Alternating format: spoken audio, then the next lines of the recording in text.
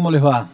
Esta Argentina venida abajo, que tiene casi la mitad de la población bajo la línea de pobreza y donde casi el 65% de los jóvenes y los chicos van a terminar este año bajo la línea de pobreza, a este país le están faltando, entre tantas cosas que le faltan, como mínimo unos 4 millones de viviendas. Eh, Una carencia de 4 millones de viviendas y con tanta gente bajo la línea de pobreza es un país inequitativo, pero esa inequidad también está dada en un muy mal reparto de la población. En lugares muy pequeños del territorio hay grandes aglomeraciones humanas y todo este año de pandemia tan sorprendente e insoportable, entre las enseñanzas que nos puede haber dejado es ver que estamos mal organizados territorialmente y hay que reorganizarnos porque así es insalubre la vida. Eh, Falta de viviendas, mejor ocupación del territorio, falta de trabajo y la necesidad de construir viviendas puede generar trabajo y puede generar autoconstrucción de viviendas, cosa que ya se ensayó en la Argentina y terminó mal, Milagro Sala, Sueños Compartidos, pero no estaba mal el plan, estaba mal el control, no había control, era un despilfarro fuera de control de dinero. Y esto no es en contra de nadie, esto es en que yo puedo ser el tipo más bueno del mundo, pero no puedo autocontrolarme eh, en el manejo de los bienes públicos. Alguien debe controlarme, porque por ahí un día dejo de ser tan bueno. Sobre estos temas y el manejo de plata y la construcción y dónde habitar y qué sé yo, conversamos con María Eugenia Bielsa, que es ministra de Desarrollo Territorial y Hábitat, ministra de Vivienda, una porción de lo que es el Ministerio de lo que es el Ministerio de Obras Públicas, porque la vivienda es obra pública concebida como vivienda desde el punto de vista social, pero bueno, la organización ha hecho que María Eugenia Bielsa ocupe este ministerio, que acaba de generar una polémica por el traspaso de un programa muy grande de 8.800 millones de pesos que pueden llegar a ser 15.000 millones si se aprueba el impuesto a la riqueza y el 15% de ese impuesto va a ese mismo fondo de desarrollo de viviendas populares y que pasó al Ministerio de Desarrollo Social de Daniel Arroyo y que están ahí muy cerca los movimientos sociales, los movimientos territoriales y los viejos movimientos de piqueteros queriendo manejar el asunto. Sobre estas cosas conversamos con María Eugenia Bielsa y también sobre lo que es ser un Bielsa, porque bueno, no deja de ser la hermana de un técnico polémico, pero muy querido, hoy en el Leeds, en Gran Bretaña, eh, y de un dirigente político también polémico y aguerrido, pero muy respetado, diría yo, que es Rafael Bielsa, que hoy es embajador en Chile y que se está recuperando felizmente del coronavirus. María Eugenia Bielsa en el barro. ¿En qué crees que nos Se puede me cambiar corta, esto será un para bien? segundito. Mira, cuando esto empezó, eh, yo la verdad que no te voy a decir que soy una optimista empedernida, te diría más vale todo lo contrario, pero los primeros meses pensé que esto iba a provocar lo mejor que iba a sacar lo mejor de cada uno. Y la realidad es que, bueno, somos una sociedad que somos, digamos, estoy hablando a nivel global, ¿eh? Y la verdad que se vieron las mejores expresiones y las peores, ¿no? Esto lo conversaba mucho a veces con mis hermanos, a veces con amigos, ¿viste? Y la realidad es que a lo largo del tiempo veo que en realidad hubo más de oportunismo bueno, en aquellos que están atravesados digamos, por intereses digo, la marcha de ayer me parece que es una expresión, la de ayer, más las otras y las otras, me parece que es una expresión muy clara, ¿no? Creí que esto nos iba a hacer reflexionar, a mí me deja muchas enseñanzas, me deja en lo personal, te digo, a mí me deja muchas enseñanzas, pero creo que nos Decime la damos poco principal. tiempo para pensar. Para... La principal, bueno, muchas, no te diría que muchísimas. Por ejemplo, darme cuenta, yo te diría esto, que pensé que a lo mejor iba a ser una cosa, esto más personal, no te estoy hablando como funcionaria, no sé si la entrevista tiene tono funcional, tiene tono funcionario o estamos charlando como dos personas que se encuentran. Sí, como dos personas, una es funcionaria, la otra es periodista, y charlamos un poco de la vida, un poco de la función y un poco de todo. Mira, yo por una circunstancia personal, cuando empezó el ASPO, vivía acá enfrente, ¿no? Ahora estoy en el ministerio, y vivía en un hotel acá enfrente. Todavía no, como no me había dado tiempo para buscar un lugar donde vivir. Y entonces en el hotel en el que había vivido, hacía 2 meses y pico que vivía, 3 meses, 2 meses y pico porque había cambiado, ¿no? Me avisó esa noche cuando estábamos firmando el DNU, tipo 10:30 de la noche, que me tenía que ir porque el hotel cerraba. Entonces digo, mirá, tengo la ropa, viste, estaba complicada. Bueno, y finalmente esa noche me fui a dormir a lo de Rafael y al otro día busqué un lugar acá para alquilar. Y la realidad es que caí en un lugar donde la familia, la gente que me lo alquiló, bárbaro, porque viste, en ese momento nadie te dejaba entrar a un lugar, te hacían firmar que no venías de afuera, bueno, etcétera. Y la realidad es que es un departamento que está amueblado y tiene las cosas necesarias, ¿no? Y la realidad es que me di cuenta que puedo vivir con muy pocas cosas, que las que necesité en este tiempo, volví una sola vez a Rosario, por supuesto estoy súper en contacto, pero volví una sola vez desde el ASCO. Y la verdad que me di cuenta que sí, que puedo vivir con muy pocas cosas y que muchas veces se vive mejor con pocas cosas, porque hay cosas que son esenciales y hay cosas que son absolutamente accesorias, ¿no? Digamos, que tienen que ver más con una cosa de compulsión que con una cosa de espiritualidad, de cosas que te hace, digamos, que necesitas para tu día a día. Sí, pienso como vos. Eso es Y uno. Otro es... espérate, pienso como vos, pero me genera una contradicción. Porque cuánta gente vive de los consumos suntuarios de todos los demás, ¿no?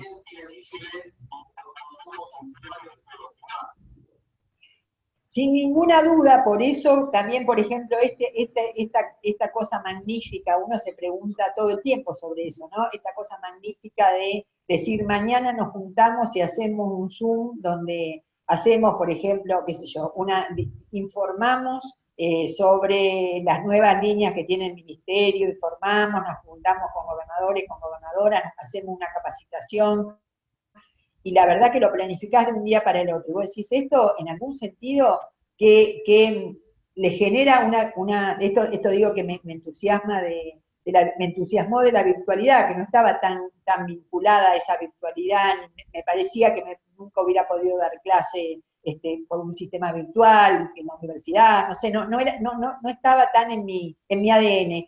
Y sin embargo pienso esto, ¿no? Que esta situación del teletrabajo significa un consumo enorme que se pierde desde viajes hasta hoteles, hasta lugares para tomar café, comida, y también una suerte de corporalidad que es necesaria, ¿no? Los otros días escuchando Desde, unas charlas perdón, no, desde el te sentido escucho. común te pregunto esto, no para competir ni ponerte en cortocircuito con nadie, porque no es la idea para nada, pero salió este tema y digo, no nos apuramos un poco y me pongo en el medio como parte en sancionar una ley de teletrabajo, faltándonos todavía experiencia.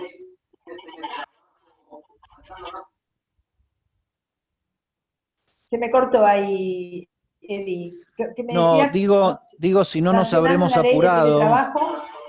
sin haber acumulado la suficiente experiencia, porque me parece que toda esta etapa fue de un gran reconocimiento por parte de trabajadores, de empresarios, de organismos del Estado, de exploración de nuevas maneras de trabajar, y como que salimos demasiado corriendo, a un mes de encierro, a sacar una ley de teletrabajo, ¿no?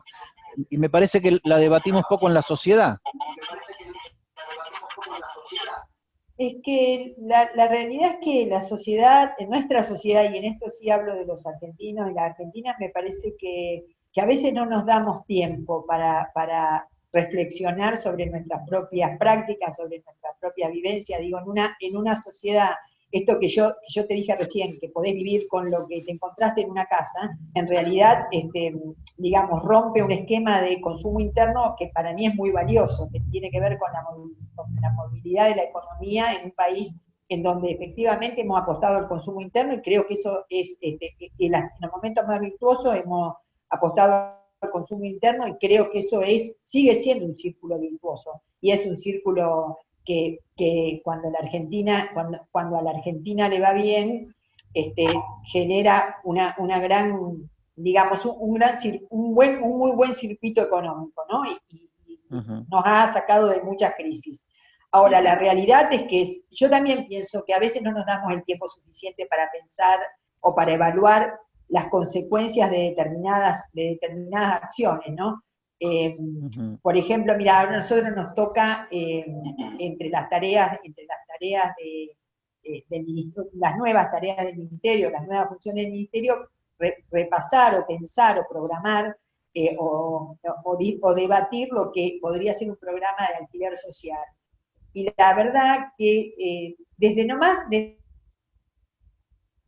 desde el término alquiler social, que algunos interpretan que es alquiler para aquellos que menos tienen o para sectores vulnerables, hasta otros que pensamos que puede ser mucho más amplio, que el alquiler social es un alquiler en donde el Estado puede regular algunas acciones de manera tal de incidir en el mercado de los alquileres, y por el otro lado, pensar en el alquiler social en Cava es una cosa, pensar en los programas de alquiler social en La Rioja es otra, pensarlo en el sur es otra, y la realidad es que a veces se exige una agilidad frente a las nuevas demandas y también frente a las incertidumbres, que no nos da mucho tiempo para reflexionar sobre las incertidumbres. Yo tengo una única certeza respecto a todo lo que he dicho, ¿no? Que sin ninguna duda el consumo interno es indispensable en este momento, por lo cual la virtualidad, no sé si habrá llegado para quedarse, pero Ujú. en realidad en este Sí. momento la virtualidad que se llegó para quedarse solamente va a beneficiar a los más Ujú. poderosos, ¿no? Lo decía yo precisamente por esto del apuro en discutir cosas tan profundas, porque hacen al futuro, ¿no? Hacen al presente, pero hacen al futuro. Vos fijate que en una cosa tan medieval como una pandemia, nos pusimos a pensar el futuro de alguna manera, y vos decías, yo tengo una sola certeza que tiene que ver con este modelo de consumo interno, y después veremos defenderlo. Y yo creo que esta pandemia nos enseñó, nos debería haber enseñado a tener menos certezas y más búsquedas, porque Sin veníamos como muy ninguna que nos las duda. Todo sabemos está, todas hay una frase que a mí me y nos quedó venía yendo para el gravísimo, Tujes, ¿no? perdón, se cortó. No, decía que con tanta certeza nos venía yendo para el Tujes, nada más, podía haberse evitado tranquilamente el comentario. No, pero la realidad son dos cosas, ¿no? Que por un lado, a mí me parece que la verdad que si vivimos en un mundo de incerteza, siempre vivimos con incerteza. En realidad, el tema es que pedimos a los demás que nos den certidumbre, y la realidad es que la certidumbre es difícil dar certidumbre en un mundo que digamos, que está convulsionado y que además tiene una convulsión en este momento global, ¿no? Entonces, eh, yo veía la marcha de ayer, ¿no? Y la marcha de ayer era una marcha donde de alguna manera se intentaba capitalizar o el reclamo de ayer todos los malestares.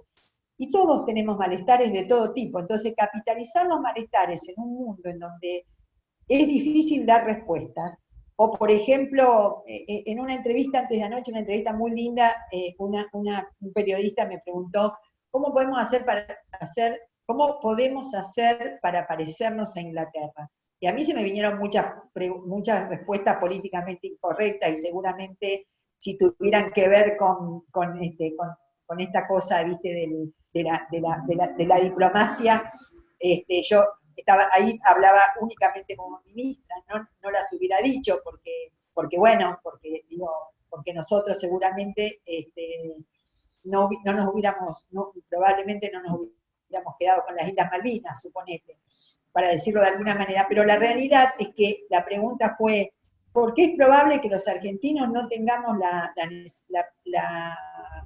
porque veníamos hablando de algo que había sido esta situación de la doble, empezó con el tema del Leeds y de la doble temporada para ascender, ¿no? Y yo decía, los argentinos probablemente no le hubiéramos dado tiempo a un entrenador para que no le fuera bien en la primera, viste, a un entrenador que tiene una forma de juego, que muchos consideran obcecada, que muchos consideran digamos, puesto sobre, que va a morir digamos, sobre sus pies, y la realidad es que en Lille le dieron la oportunidad, ¿no? Entonces, sin vincularlo con la figura de Marcelo, digo, los argentinos no nos damos esa paciencia, no tenemos esa paciencia, y esto tiene que ver, como vuelvo al inicio de la charla, no tenemos la paciencia suficiente para darnos tiempo para pensar que algo tan fuerte como la pandemia no la podemos resolver, no lo vamos a resolver en 7 meses. Deberíamos mirarnos hacia adentro y preguntarnos muchas cosas sobre nuestra propia esencia. Y creo que eso sería lo mejor que nos podría dejar este episodio, que seguramente es traumático, que seguramente deja huella, porque bueno, como cada momento difícil de la Argentina, y este mucho más porque a nivel mundial, cuando uno lo piensa, siente que tiene como un mono que te aprieta la garganta, ¿viste? Yo pienso Totalmente. en el 2001 y pienso en eso, y pienso en momentos difíciles de la vida política de la Argentina o la personal, y tengo una cosa física, no lo puedo evitar. Vos sabés que yo siempre digo, un poco en chiste, porque con el pasado no podemos hacer nada más que aprenderlo y cambiarlo no podemos. Hablando de esto que decías vos, que por qué no somos como los ingleses, yo digo, porque les tiramos aceite hirviendo en vez de usarla para convidarle fish and chips, y estaríamos viviendo en otra circunstancia. Ahora, en dos momentos de esta Yo no charla lo que recién decía, empieza. me preguntaba, yo no lo No, está bien, decía. está bien. Yo no tampoco lo digo con convicción, lo digo como como un chiste sobre la historia, ya que teníamos el aceite hirviendo, por ahí cambiaba la historia dándole otro uso de ese aceite. Ahora, en lo poquito que llevamos de esta charla, ya mencionaste 2 veces a tus hermanos, primero a los dos y ahora a Marcelo. Y a mí una cosa que me interesa es, ¿qué dirías vos, qué podés decirme vos de cómo es ser un Bielsa o una Bielsa en tu caso? Porque son personajes, vos No, sos no te podría la decir menos, nada. vos sos la menos conocida de los tres.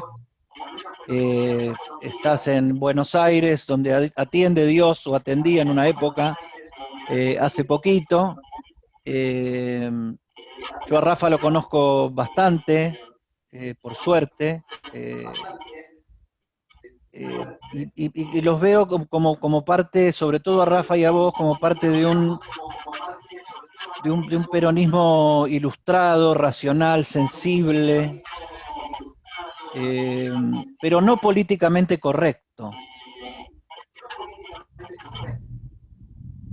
Ahora, me Mira, parece que la verdad que creo ser que Bielsa es más que ser peronista, supongo. Mira, yo creo que ser Bielsa es como ser su niño. No sé si vos tenés hermanos o hermanas, porque a veces cuando me preguntan, por ejemplo, por Marcelo o por Rafael, la verdad que digo, ser Bielsa es como ser su niño, como ser Pérez, como ser González, con sus identidades, y con sus marcas de identidad. La verdad que nada, que no es distinto que nada, que no somos distintos que nadie. Estamos más expuestos, a veces somos más, estamos más expuestos, se nos conoce más, pero estoy segura que a poco de conocer un hermano o una hermana tuya, si la tenés, no sé si tenés, probablemente uno descubriera también rasgos de esencialidad que tendrá que ver con tus padres, como, bueno, lo que suelen decir los psicólogos, en la familia está la cuna de todo, ¿no? Está el origen de todo, de nuestros males y de nuestras cosas buenas y de nuestras cosas malas. La realidad es que yo no siento que seamos distintos, ni que digo yo, la verdad que el sentimiento peronista tiene que ver fundamentalmente tiene que ver con que ahí hay un ideario vinculado a lo social, a un incumplido, a un vigente, digo incumplido por vigente, ¿no? Y hay una doctrina de la cual yo digo, no me siento, porque la realidad es que me acerqué al peronismo más por sensibilidad que por militancia. Yo, no, a diferencia de Rafael, que sí que militó en el peronismo desde siempre, yo no. Me acerqué al peronismo y es más, te digo, alguna vez me lo han reprochado, pero no estoy afiliada porque no siento la necesidad de estar afiliada. Me siento tan peronista como si lo estuviera. No cambia digamos, no cambia la matriz peronista, para mí, para muchísima gente sí, y además lo comprendo, y además lo adhiero, pero nunca sentí la necesidad de afiliarme, pero la realidad es que es la dimensión social de ese ideario de la justicia social, de la movilidad social ascendente, de la posibilidad vos ves la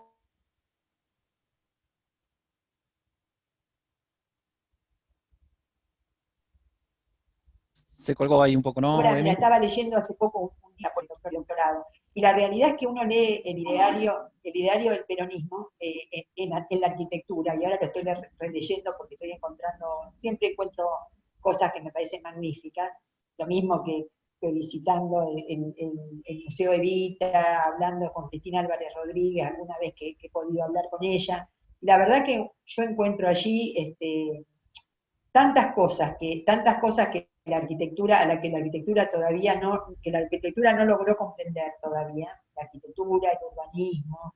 Me parece que hay cosas de un nivel de avance en lo social que son, digamos, que impresionan, ¿no? Y además que lo llevó adelante una mujer que muchos dirán, una mujer con poder, sí, una mujer con poder, pero con convicción de a dónde iba, ¿no? Y la realidad es que eso me ha hecho acercarme al peronismo. Ya vamos a la Y no arquitectura no siento que sea distinta por eso.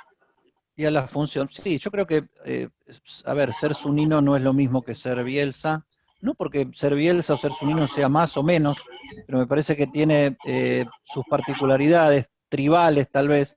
Vos me contaste lo del peronismo a pregunta mía, pero yo te podría decir que hay una manera especial de vivir el fútbol, una manera especial de vivir la música, como otros tantos, digamos, pero me parece que son factores comunes que le dan razón a esa tribu Bielsa, digamos, que le dan sus razones propias.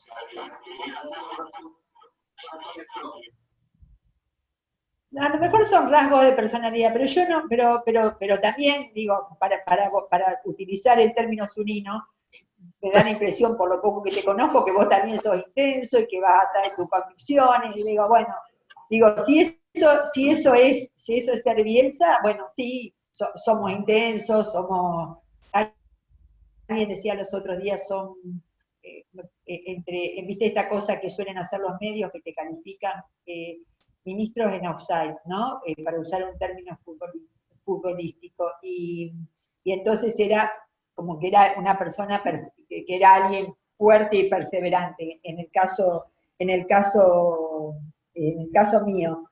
La realidad es que ese es un rasgo de personalidad de muchos y de muchas, así que que seguramente en todas las familias uno encuentra convicciones y muchas más profundas, mucho más profundas y mucho más notables que las que uno puede exhibir como tribu familiar.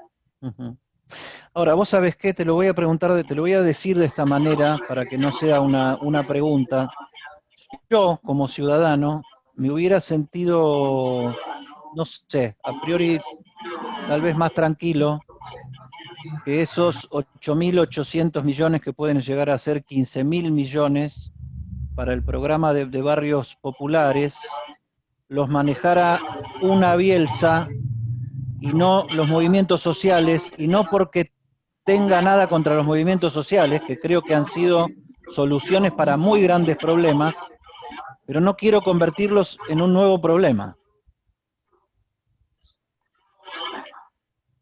Mira, yo creo en eso, si yo te dijera, y lo puedo decir porque lo he dicho en privado, ¿no? Y porque la palabra pública no puede ser diferente a lo que uno dice en privado, ¿no? O no debe ser, o no debería ser. La verdad que si hay algo que a mí me convocó a este proyecto, hubo 2 o 3 cosas que me convocaron fuertemente. La idea de formar parte de un equipo, de un equipo de gobierno, porque tengo recuerdos de haber formado parte de equipos, y en esto yo siempre hago un reconocimiento, y me parece que hoy más que nunca a Héctor Caballero, que fue el primer intendente socialista de Rosario, y la verdad que Héctor era un armador de equipos, ¿no? Y eso estaba muy bueno. Y yo no creo no haber aprendido todo lo que podría haber aprendido de formar equipos, ¿no? Pero realmente a mí me marcó esta convocatoria al equipo de gobierno, a un equipo de gobierno.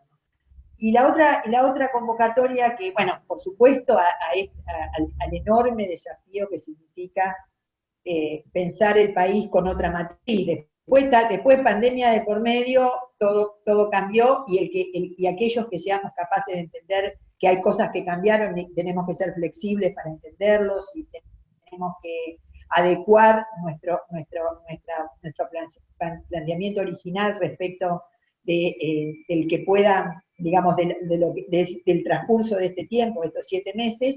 La realidad es que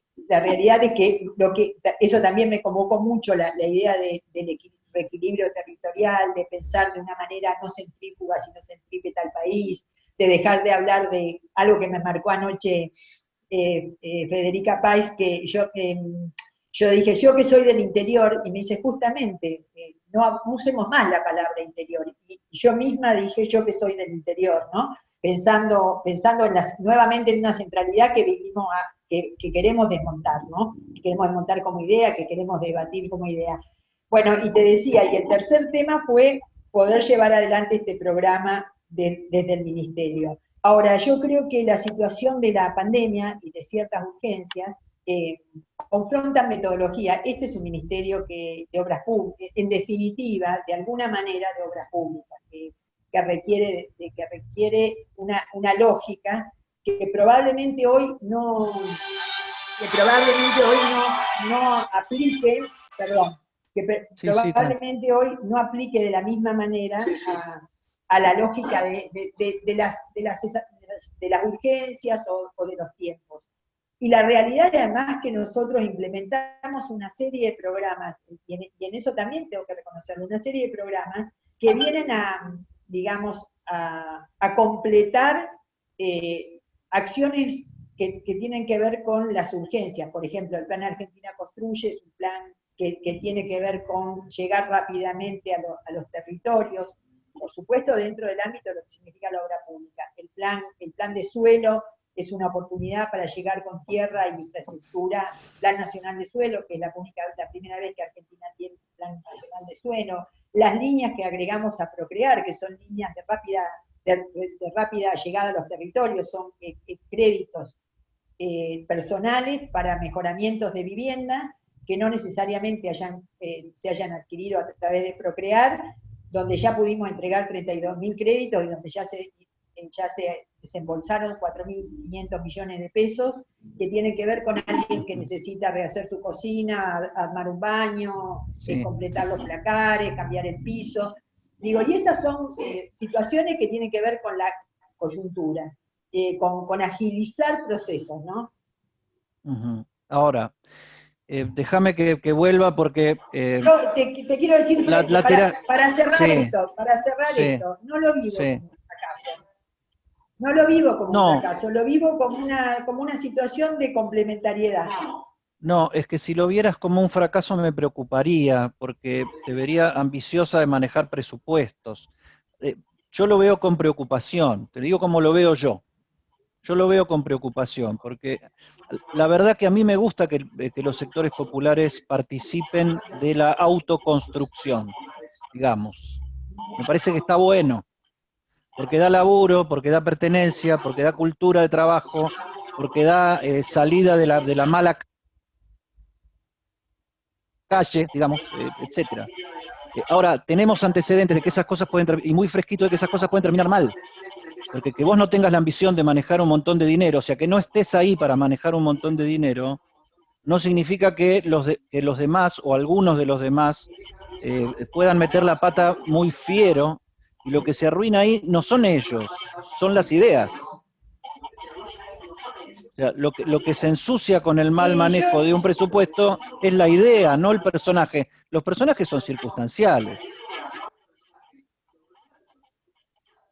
todos somos circunstanciales, también digo, todos nosotros somos circunstanciales, somos alguien que tenemos responsabilidades, pero que somos una circunstancia y que lo que que lo que queremos fortalecer son las ideas. Digo, si nosotros pudiéramos dejar de esta gestión un camino de resolución del problema habitacional resuelto, un camino, porque también el que diga que va a resolver el problema en 4 años no está diciendo la verdad. Si lo pudiéramos dejar como un camino de solución, si tuviéramos digamos, una dirección correcta en ese camino de solución, si pudiéramos pensar un país que garantice el equilibrio territorial y la justicia del territorio, en un país donde lo que sobra es suelo y lo que de alguna manera prevalece es la concentración en las áreas metropolitanas. Digo, ojalá pudiéramos dejar una línea de dirección que no tuerza el camino. Entonces, en ese sentido, yo conozco infinidad de experiencias en donde las organizaciones populares han construido, han trabajado con programas de autoconstrucción. Quiero dejar claro que en realidad el programa de la Secretaría de Integración Sociourbana, con el que vamos a seguir articulando y estamos seguros que vamos a articular bien, y además porque porque está en el Ministerio de Desarrollo Social y probablemente aplica más allí que aquí en esta etapa de cambios, digo, después de esta situación de la pandemia. En realidad, son programas que si se piensan seriamente y si además tienen un objetivo de llegar a quienes debe llegar, que son aquellos que efectivamente son los que siempre sufren, no solo en la pandemia, han sufrido toda la vida y hasta han aceptado esa situación de sufrimiento casi como una condición, te diría, del lugar donde te toca nacer, ¿no? La realidad es que si llegamos con eso y esa idea florece o fructifica, yo creo que va a ser maravilloso. Y creo que cuando nos hemos equivocado, en realidad nos hemos equivocado más como Estado, porque no hemos acompañado bien a las organizaciones. A lo mejor en esos ejemplos donde, a los que vos te referís, y que prefiero no nombrar porque estigmatizan y además sacan lo peor de los sectores en que no creen en lo que nosotros creemos, en realidad ha tenido más que ver con no acompañar con toda la fortaleza determinadas ideas. Y me parece que lo que vos planteás de generar empleo y demás, hoy, sí. No, déjame que ahí Perdóname, sí. te aporte algo, digamos. Porque está muy buena la autoconstrucción, lo que fracasó es el autocontrol. Entonces, con un buen sistema de controles, un buen sistema de transparencia, las cosas pueden funcionar mucho mejor. Se pueden hacer buenos planes a la luz del día sin partidizarlos, en esto que lo vivimos partidizando absolutamente todo.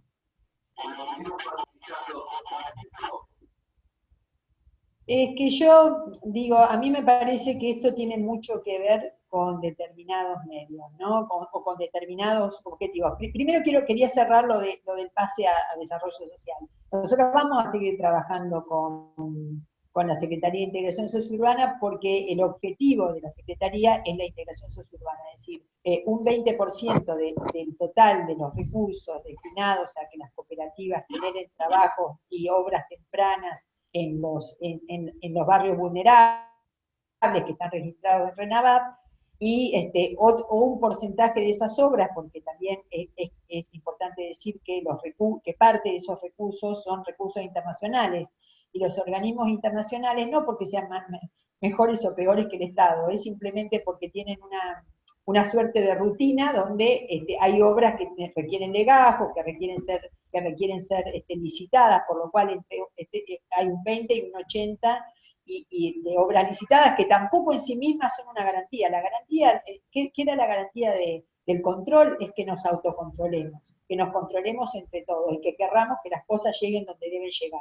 Y me parece que en ese objetivo nos van a encontrar juntos. Y nosotros vamos a articular con la Secretaría de Desarrollo de Integración Sociourbana porque la construcción de vivienda o el mejoramiento de vivienda queda a cargo de este ministerio, porque en realidad el programa no habilita el programa que de alguna manera va ya lleva adelante la SISU, la SISU, que es la Secretaría de Integración Sociourbana, no habilita a construir viviendas o a construir algún mejoramiento, sí, pero no viviendas nuevas.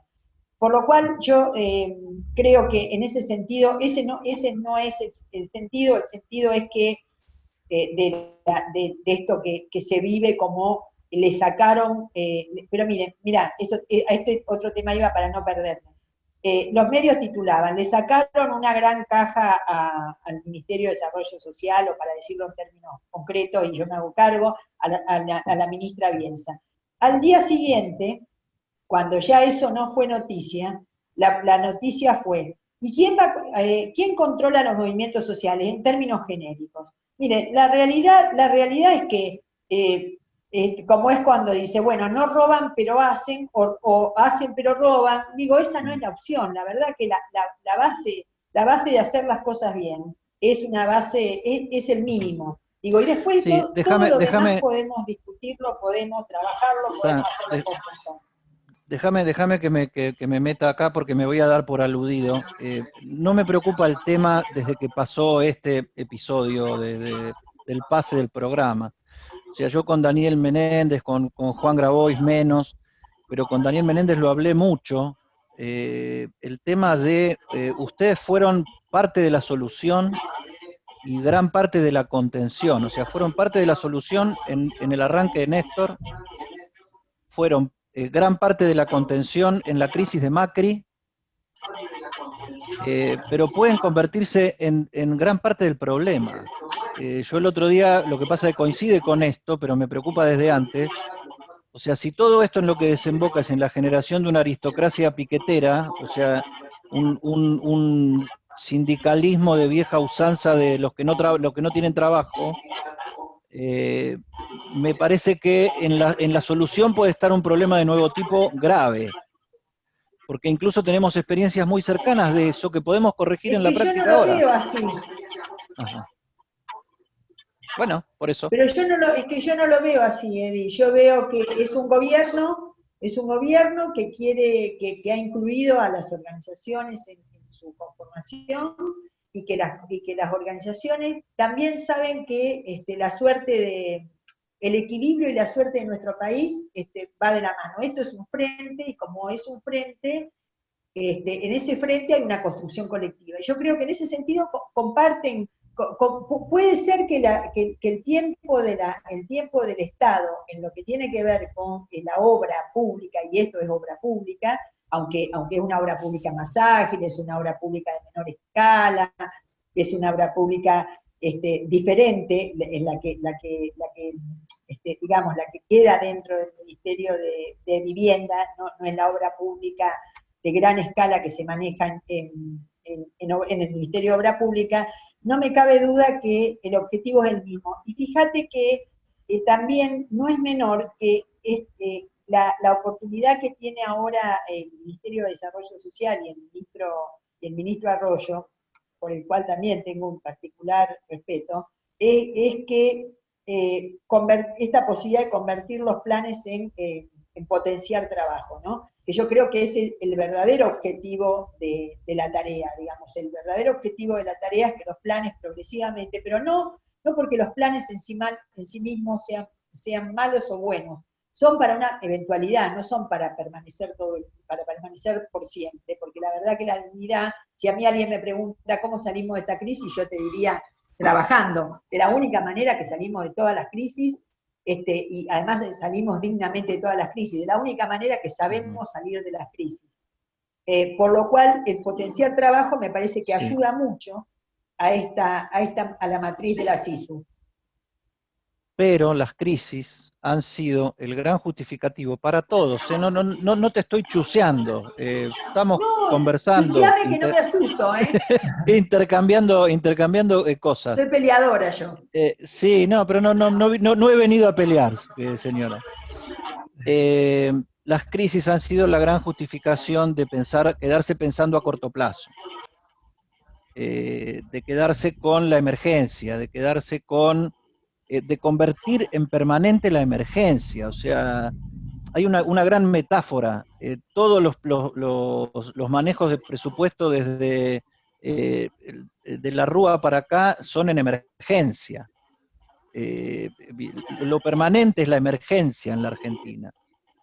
Y eso, yo no sé si nos impide pensar, yo creo que nos justifica no pensar. Y eso sería una enseñanza. Yo creo que eso es verdad y esa debería ser una de las grandes, quizás la más grande enseñanza que nos podría dejar esta situación de la pandemia, por lo menos a países como los nuestros que vivimos pendularmente, ¿no? Es como un permanente péndulo. Decía, a este lugar yo creí que no volvía más, ¿no? Creí que no lo iba a volver a ver a esta situación. Digo por ejemplo, en mi ciudad, Rosario, que es una ciudad que se ha inclinado por los servicios. Yo creí que no, digo, que vos tenés y es la que primero, de las que primero expresan las ciudades de servicio, las que primero expresan las crisis. Hay veces que vos decís, yo no creí que iba a volver a ver a alguien buscando en un container de comida, o cartón, o ropa, y la realidad es que lo volvemos a ver crisis tras crisis, ¿no?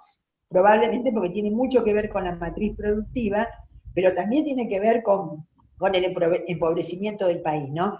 A mí me parece que sí una enorme enseñanza que podemos sacar de esta situación, y esta es la que te decía que al principio quizás yo tenía más expectativa que ahora, porque veo que la verdad que no entiendo para quién es quién puede utilizar oportunistamente una crisis como esta, pero veo que hay muchos que de ciertos descontentos, que además muchísimos de esos descontentos son entendibles y además son comprensibles, sacan una oportunidad, ¿no?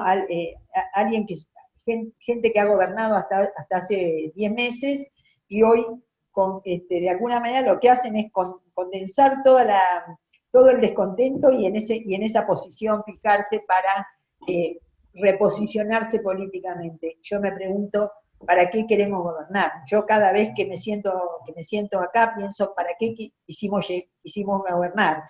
Y todas las mañanas me levanto pensando, ¿para qué queremos gobernar? Como una pregunta que no me haga perder el eje, y también el día que ese eje no lo tenga claro, me parece que es el momento de dar un paso al costado, ¿no? Y también cuando uno pierde cierta sensibilidad, el día que uno no tenga determinada sensibilidad, debería preguntarse eso. Con esto termino lo que me preguntaba recién, que a mí yo creo que es un momento para pensarnos a mediano plazo, y llegamos pensándonos a mediano plazo, porque cuando Alberto Fernández nos convoca a pensar el país desde casi a la inversa, desde afuera hacia adentro, como de una manera distinta a la que lo veníamos pensando, en realidad, aún en la dificultad de la pandemia, cada acción, cada acto tiene que ver, está pensada cómo llegamos a todo el territorio y con un sentido federal. Y no es poco, ¿eh? Y no es poco. No, y te digo Y ese más, es un proyecto a largo plazo. y te digo más, Y el, me encanta ese proyecto y te diría que es lo que más me convoca como discusión política, más allá de gobierne o quien lo lleve. Porque si algo nos demostró esta pandemia es que esta Argentina estructurada urbana y metropolitanamente de esta manera no solo es inviable, sino que es patógena, enferma. Te y enferma del fíjate que lo que cuerpo, te decíamos enferma es del cuerpo y de la mente. Ahora, yo creo eso, totalmente. pero creo también que ahí vuelve otra vez la emergencia, porque en el medio de esta situación te vuelve la oleada de tomas de tierras, y estás en un, y Eso ahí te sí iba a estás decir, vos, ¿no? y ahí estás vos en un, y ahí espérate, ahí estás vos en un programa de construcción, porque tenemos ni más ni menos que, creo que son casi 4 millones de viviendas de déficit, de menos de las que tenemos que tener. Entonces yo digo, la toma de tierras es a largo plazo rearraigarse a donde habría que irse. Exactamente lo mismo pienso, Eddie, y la realidad es que nosotros cuando en el en los primeros diagnósticos y también ahora, lo que aceleró esta idea, te diría casi contradictoria con que planteamos el ministerio, que es justamente, ¿por qué? Digo, porque esto lo sabemos todos de hace muchos años. Para algunos se le aparece cuando hay una crisis, ¿no? Pero todos lo sabemos hace muchos años. ¿Qué viene a buscar alguien de Salta, alguien de La Rioja, alguien de Tucumán? ¿Qué venía a buscar a las áreas metropolitanas? Yo recuerdo mi primer vínculo en Rosario con la comunidad Toba. Venimos a Rosario hace 20 años atrás, cuando Rosario, digamos, empezaban los comedores y además justamente por el consumo había posibilidad de trabajar del cartoneo, de esto de lo que produce el consumo. Decía, venimos a Rosario porque acá nuestros hijos no se nos mueren, lo podemos llevar a un hospital público, hasta que en realidad los hospitales mejoraron y llegaron al interior del país.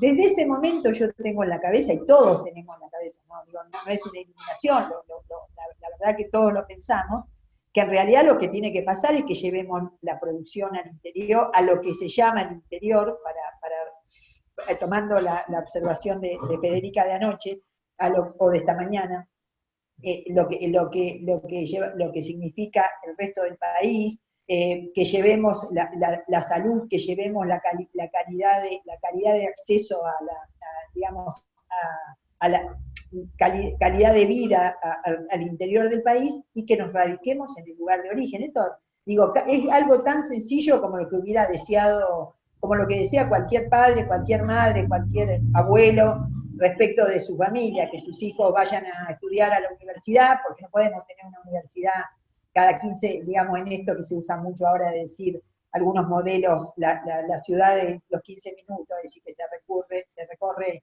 en 15 minutos. No podemos tener una universidad en cada localidad, pero sí, los alumnos que yo tengo en tercer año en la Facultad de Arquitectura, te dicen, ¿qué vas a hacer cuando te recibas?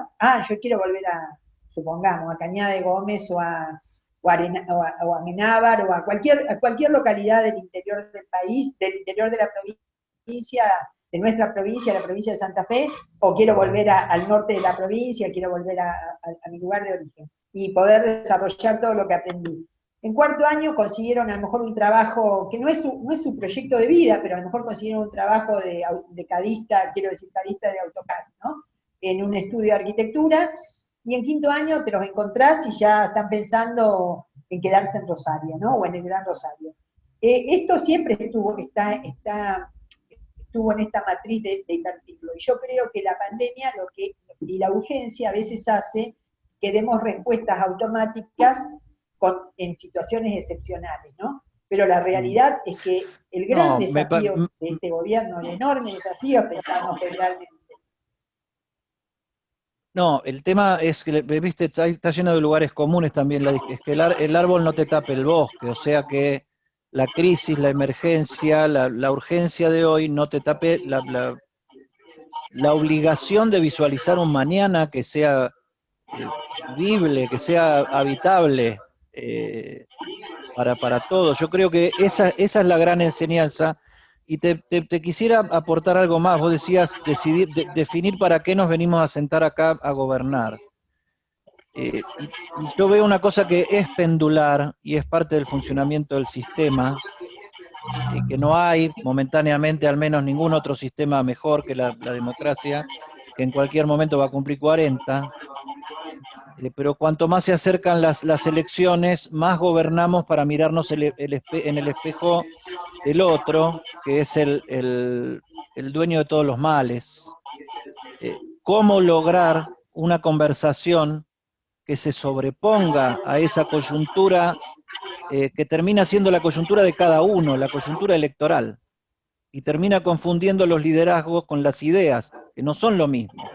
No es lo mismo el líder que la idea. El líder con, digamos, la idea bien transmitida, cuando uno logra no vencer, sino convencer, yo creo que ahí se produce una relación virtuosa entre el liderazgo y las ideas y el liderazgo, ¿no?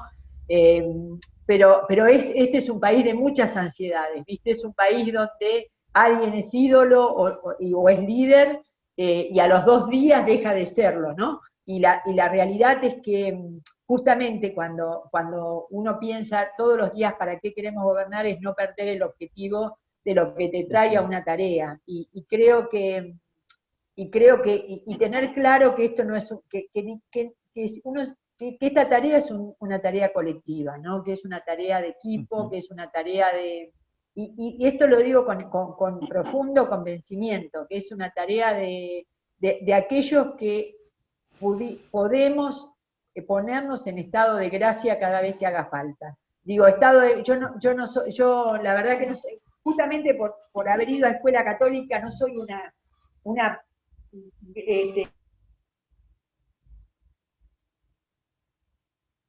son más religiosos. Llena eres de gracia. La verdad que no sé. Sí. Pero yo digo que cuando uno se deja tomar por esas pequeñas mezquindades, tiene que pensar que solamente podés pensarte en determinados lugares con un objetivo en común. Si adquirís se ríe una persona que conocí porque siempre utiliza le dio risa que yo dijera, acá solamente uno puede hacer lo que debe hacer si se siente o si se piensa en estado de gracia. Yo entiendo que esto es una cosa totalmente momentánea. Vos hablabas recién y vamos terminando. Eso puede parecer para algunos ingenuo, ¿no? Bueno, qué sé yo, me parece que nos hemos acostumbrado a que muchas suspicacias bastante brutales son lo normal, y algunas ingenuidades del sentido común las hemos abandonado. Vos hablabas de las ansiedades del momento. A mí me gusta mucho la historia, y siempre vuelvo a leer cosas y de acuerdo a la fecha, las efemérides, vuelvo a viejos textos y viejas cosas. Y ayer, que fue 12 de octubre, decía, ¿cuánto le duró el prestigio a Colón, que llegó a Centroamérica en 1492? 8 años, dos mandatos. Y eso era el año 1500. El juicio a Colón fue en el 1500 y él llegó acá en 1492. Se decían las barbaridades más absolutas. Yo terminaba una columna diciendo, Colón no descubrió América, descubrió que en este lado del mundo lo que menos dura es la honra de los gobernantes. Yo lo que espero... Absolutamente. Mira, los otros días, Dale, dale, no, dale, me dale. agarran, se ve que yo soy una ansiosa. No, digo que los otros días volví a ver las horas más oscuras, ¿no? No, creo que mi hermano Rafael hace mucho tiempo me había recomendado una biografía de Churchill. Bueno, y ahí tenés un ejemplo, digo, porque, viste, porque si no, siempre parece que hay que mirarse en los países, en otros países como si otros países fueran distintos. Ganó la guerra, perdió las elecciones, ¿no? Y antes parecía alguien que no podía conducir nada. Y digo, la verdad que Ujú. ese es un ejemplo, lo que vos decís lo que vos decís de Colón. Eh, la misma fortaleza con que alguien define, por eso es importante ser fuerte de convicciones, porque yo creo que cuando uno es fuerte de convicciones puede equivocarse, pero sabe claramente que este es un juego donde en realidad, si uno tiene las Ujú. convicciones firmes y las ideas firmes, en algún momento esas ideas son reconocidas. No Ujú. importa que sean reconocidas hacia uno, son valiosas para la sociedad. Ujú. Yo te confieso que a mis 57 años, siendo periodista es muy difícil que suceda, pero tengo unas ganas bárbaras de que alguien me represente o me vuelva a representar. Eh, Estaría bueno, o no sé cómo lo ves vos, para terminar con esto, que una cabeza de arquitecto haga su aporte entre tanto abogado. Una cabeza de arquitecto con este pensamiento de servicio social, digamos, que es lo que a vos te inspira en tu ideología, digamos. Eh, ¿Sirve ser arquitecto para hacer política? Mira, en general no debe servir porque cada vez que me ven, alguien me dice, ¿cómo le va, doctora? O sea que se ve que la profesión de abogado o de contador pareciera, o si no de contador, o quizás de médica, pero creo que no debe ser, de hecho no es muy habitual. Yo creo que sirven muchas cosas. Primero porque los arquitectos estamos acostumbrados a escuchar cuál es el programa, cuál es la idea, cuál es el proyecto del otro, porque estamos pensando todo el tiempo, estamos pensando cómo organizar una ciudad, cómo una ciudad te puede hacer más feliz o menos feliz, una ciudad, una localidad, el territorio. Y me parece que también sirve para pensar la política porque en algún sentido, y esto lo digo muy referenciado al ministerio, estoy convencida eh, que hay y esto muchos arquitectos piensan de una manera y muchos piensan de otra, hay una dosis de belleza en las cosas cotidianas. Y la verdad que la Ujú. belleza, la arquitectura puede resolver con las mismas herramientas y con los mismos costos una casa para alguien muy rico que una casa para alguien que no lo sea tanto. O alguien, digo, una vivienda, y esta puede parecer una frase que no estoy pensando si debo decirla, pero yo siempre digo que una Sí, vivienda decilo. para pobres no tiene que ser una pobre vivienda, puede tener todas las cualidades la arquitectura y el diseño tiene que tener esa herramienta, tiene que tener esa posibilidad.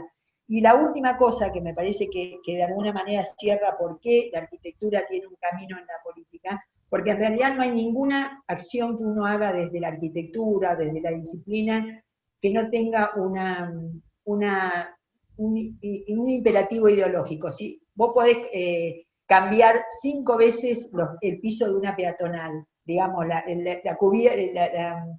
recorrido de una peatonal, ir poniendo, podés poner desde cerámico hasta mármol.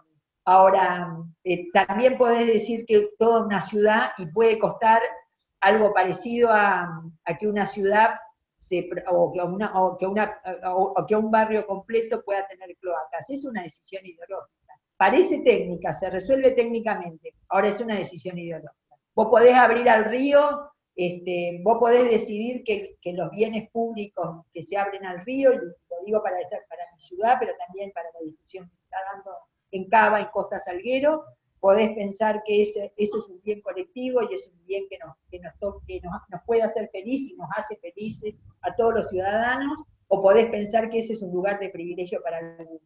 Entonces no hay una decisión técnica que no esté ligado a lo ideológico. Y entonces ahí política y arquitectura tienen, digamos, para mí están enlazados, ¿no? Ujú. Hay que María Eugenia construir, Bielsa, tenemos que construir buenas viviendas, tenemos que construir buenas viviendas de buena calidad con buen diseño. a ver, aguante la construcción a largo plazo, aguante la autoconstrucción con controles serios, profesionales, decentes, y aguante la descentralización sin ahogarnos en la coyuntura. Hay dos o tres cosas que yo creo que vinieron con las generaciones jóvenes, con las nuevas generaciones, que son las cuestiones del medio ambiente, la política de género y diversidad, y estas ideas de que o esta idea que la discapacidad no es una limitación, sino que son etapas de la vida. Y el diseño de la arquitectura lo puede resolver, ¿no? Estos son como tres líneas transversales en nuestro ministerio. Porque cuando somos jóvenes necesitamos o cuando somos chicos necesitamos andar en bicicleta, tener un triciclo, y no, las barreras arquitectónicas no lo impiden. Tenemos mediana edad, llevamos el cochecito del bebé o utilizamos un carrito para hacer las compras, y cuando somos grandes, que no somos discapacitados, necesitamos una casa confortable. Entonces, el diseño esas tres políticas tienen que atravesar todo lo que hagamos de aquí en adelante. Un beso para vos, gracias por haberte sometido estos minutos a charlar conmigo. Un beso para Rafa, que espero que ya esté bien. Está bien. Y un abrazo para el técnico, que seguramente con los dos hablas pronto. Muchas gracias. De Banco Provincia y realiza tus operaciones de forma rápida y segura desde donde estés. Banca Internet Provincia VIP, VIP Móvil, cajeros automáticos, Extra Cash, punto efectivo y cuenta DNI. Conoce más en bancoprovincia.com.ar. Si tuviste COVID-19, podés ayudar a salvar vidas. Dona tu plasma. Legislatura de la Ciudad Autónoma de Buenos Aires. Bueno, era María Eugenia Bielsa hablando de todos estos temas. Obviamente no estamos de acuerdo en mucho, pero creo que sí en lo sustancial. Un país que necesita descentralizarse, un país que necesita incluir gente sin trabajo a trabajar dentro de lo posible en sus propias necesidades, porque eso organiza, genera identidad, genera cultura, genera, como decíamos en la nota, ocupación de la calle en el buen sentido. Pero necesita control, pero necesita salirnos de la coyuntura, no esclavizarnos en el día a día, en la crisis, en la emergencia, en que siempre tenemos que estar tapando la pinchadura del caño con miga de pan, si es que hay pan. Nos vemos en la próxima.